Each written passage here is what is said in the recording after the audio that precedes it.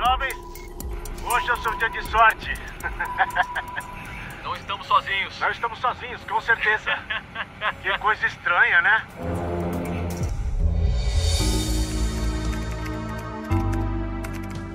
Os Estados Unidos são provavelmente o país que tem mais recursos no mundo para investigar o fenômeno dos OVNIs. No entanto, eles optaram por compartilhar muito pouco dessa pesquisa com o público. Por quê? Nós não sabemos. O México, por outro lado, não dedica recursos à investigação desse fenômeno e nem sequer reconhece a sua existência, pelo menos não oficialmente. No entanto, houve apenas uma ocasião em sua história em que eles se pronunciaram a respeito desse fenômeno. Foi durante o conhecido Caso Campeche.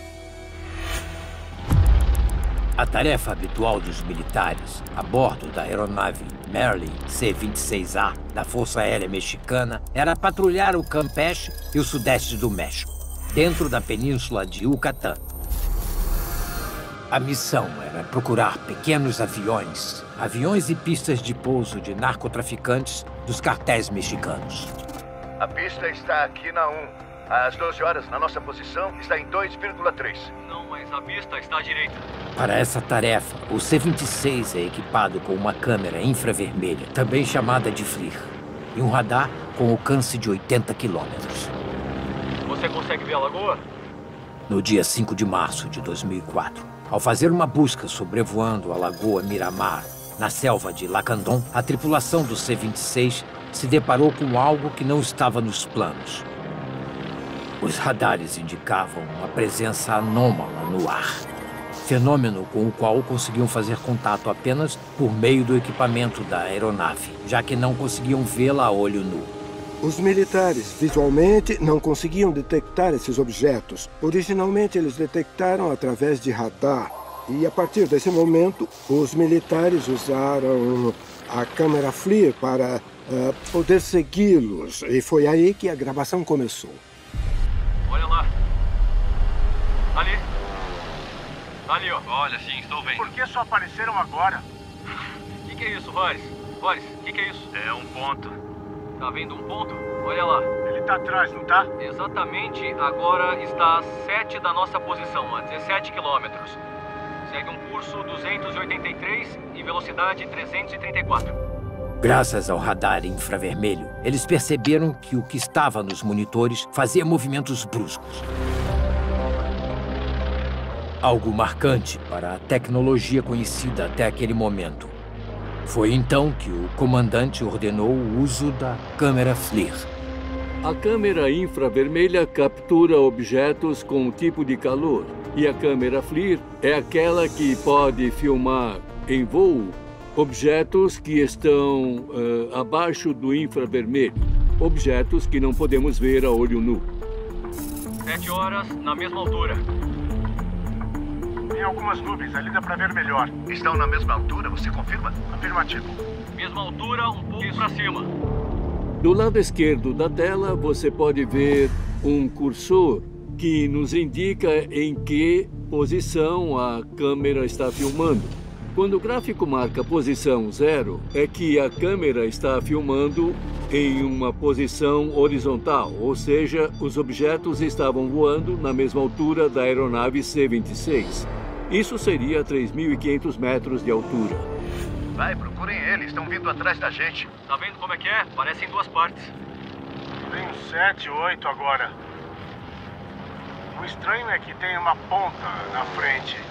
Uma pontinha na frente. Ah, safado. 3, 4, 5, 6. São 6. Pra baixo ou pra cima? Pra cima? No meio, olha eles lá. 1, 2, 3, 4, 5, 6, 7. Caramba! Não, são 8. Que loucura. São Ali 8? dá pra ver bem. Estão numa velocidade mais... 1, 2, 3, 4, 5, 6, 7, 8 na tela. Minha nossa. 8, 9, 10, 11. Contando todas as bolas. A tripulação conseguiu capturar não apenas um, mas até 11 objetos voadores não identificados. São 2, 4, 6, 8, 10, 11. Não sabemos o que estamos vendo. São objetos mais luminosos que vêm na mesma altura que a gente. Mas não dá pra saber qual é a distância. De acordo com os instrumentos da aeronave, os objetos voadores tinham corpo e energia, o que significava que eles estavam realmente sobrevoando o céu de Campeche naquele dia. Então, por que os pilotos não conseguiram vê-los? Talvez o Major Madaleno Castanhon Munhoz e o Tenente Mário Adrian Vasquez tenham uma resposta. Nunca conseguiram ver? Nunca conseguimos identificá-los visualmente, a olho nu jamais. Então, só através do FLIR que foi possível identificar a presença desses objetos. Sim, foi só com o sistema infravermelho FLIR, exatamente. Ou seja, eram invisíveis aos olhos. Eu considero que sim, porque nenhum dos tripulantes conseguiu observá-los. O radar ou a câmera poderiam estar errados? A informação não pode estar errada, porque é uma informação visual que, se for um objeto quente que tem movimento, não podemos nos referir a algo que não se vê, que não está lá. Se fosse, por exemplo, ar quente, não seria registrado dessa forma. Ar quente não se vê. Não registra. Não. Tem que ser objetos que estão produzindo calor. Sim, exatamente. Um objeto que produz calor. Nesse caso, aqueles 11 pontos que produziram calor e que foram vistos através das imagens FLIR, podemos supor que, embora não tenham sido vistos, estavam lá. Eles estavam lá e havia referências para as posições em que estavam sempre à esquerda de nós, voando na mesma altura e quase na mesma velocidade. Diante desses dados, só podemos fazer uma pergunta. Que tipo de objetos poderiam ser invisíveis à visão humana, apesar de estarem a poucos quilômetros de distância? Jovens, hoje é o seu dia de sorte. Não estamos sozinhos. Não estamos sozinhos, com certeza. Que coisa estranha, né? As imagens são surpreendentes, mas como dizem os militares do C-26, são mais uma prova de que não estamos sozinhos. Acho que o radar não vai pegar. Temos um ponto cego aí, Edgar. Aqui é um, mas tem outro aqui. Temos mais um. Tem um me seguindo e eu tô seguindo o outro. Não estamos sozinhos. Não estamos sozinhos, com certeza. Em um primeiro momento, os diretores da Força Aérea Mexicana investigaram o que aconteceu em Campeche, mas não conseguiram obter as respostas necessárias. Muito pelo contrário. Cada vez que revisavam o arquivo extraído das câmeras FLIR, as perguntas se multiplicavam.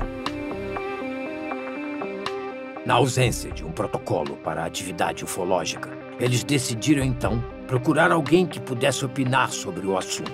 É por isso que os vídeos chegaram às minhas mãos. Minha primeira conclusão foi de que o caso Campeche tem certas particularidades que o tornam único. E nada menos do que um registro feito a partir de uma aeronave militar. Não é necessário dizer que uma falsificação ou montagem por parte do Departamento de Defesa não entrariam em discussão. Sua veracidade não é questionada. E além disso, o C-26 não encontrou apenas um objeto voador não identificado, mas sim 11. Um dos maiores avistamentos oficiais já confirmados. Em 11 de maio de 2004, 19 dias depois de ser chamado pelo Departamento de Defesa, eu dei uma entrevista coletiva na qual comuniquei a todo o México e ao mundo que a Força Aérea Mexicana havia tido contatos com objetos voadores não humanos.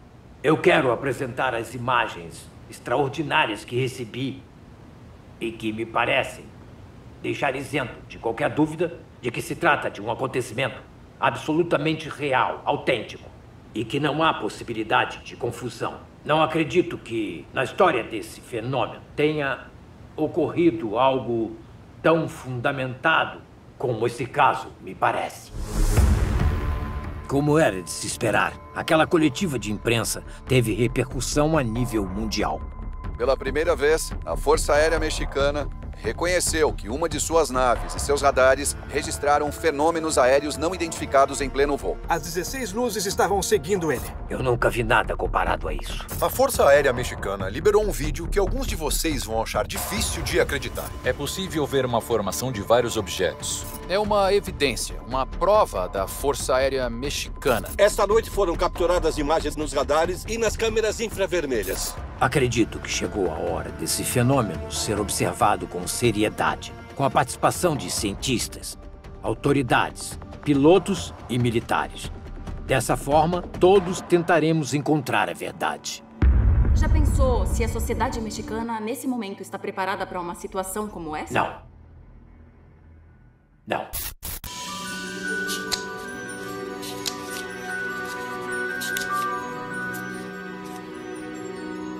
Posições céticas existiram sempre, em relação a tudo em todos os tempos.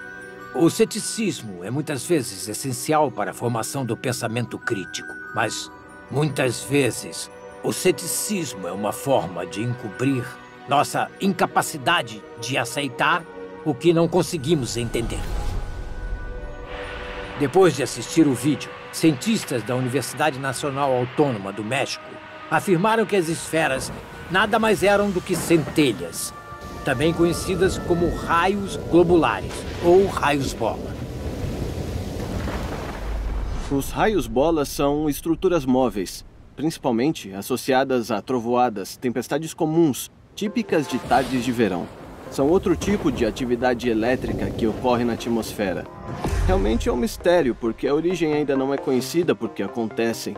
E uma coisa que atrapalha é o tempo de vida. Estamos falando de segundos, são muito efêmeros. Isso também é uma coisa que os define e que permite diferenciar de outros fenômenos que foram observados e de outros objetos que foram observados. Outro detalhe é que as centelhas são geradas em condições tempestuosas e, como podemos ver no arquivo de Campeche, os aglomerados não se parecem com nuvens de tempestade. Entre outras explicações curiosas que os cientistas quiseram dar, falaram sobre os famosos balões meteorológicos. Os balões meteorológicos ou radiosondas são usados na atmosfera para saber o que está acontecendo lá em cima, vários quilômetros acima da superfície. Eles são conectados com dispositivos elétricos que medem as variáveis meteorológicas nas diferentes camadas da atmosfera. Uma especificidade dos balões meteorológicos do México é que eles estão conectados ao satélite GOES para acompanhar seus voos e toda a viagem é registrada nos bancos de dados. Se os consultarmos, podemos perceber que, no dia em que o vídeo foi gravado, nenhum balão havia sido lançado naquela área.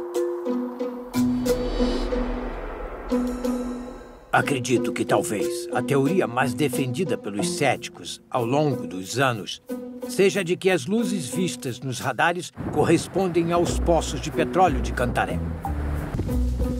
Mas essas plataformas estão localizadas entre 50 e 90 quilômetros do Golfo do México, muito longe da trajetória do C-26. Embora esse não seja o fato mais revelador do motivo dessa teoria ser falsa, vamos assistir e ouvir mais uma vez o vídeo liberado. 7 horas na mesma altura. Tem algumas nuvens, ali dá pra ver melhor.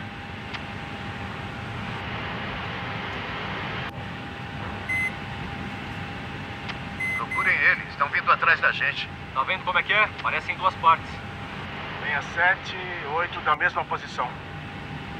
O estranho é que tem uma ponta na frente. É, dá pra ver. Uma pontinha na frente. Ah, safado. O estranho é que tem uma ponta na frente. Uma pontinha na frente.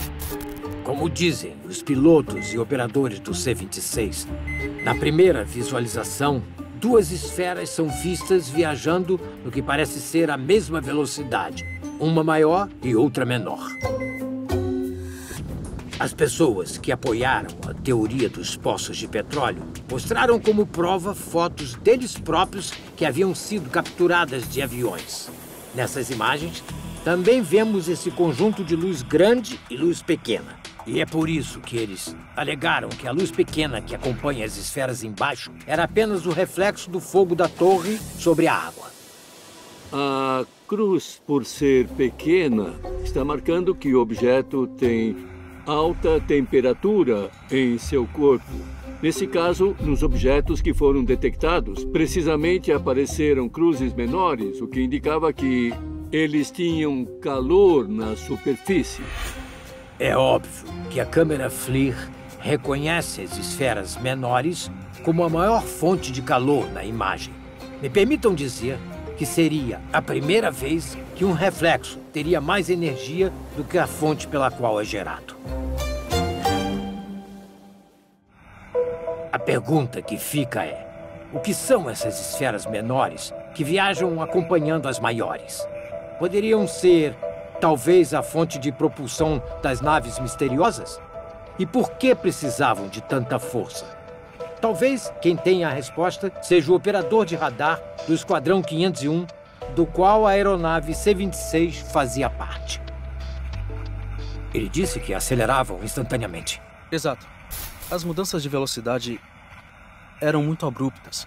60, 120 e 300 nós. O mesmo acontecia com as direções.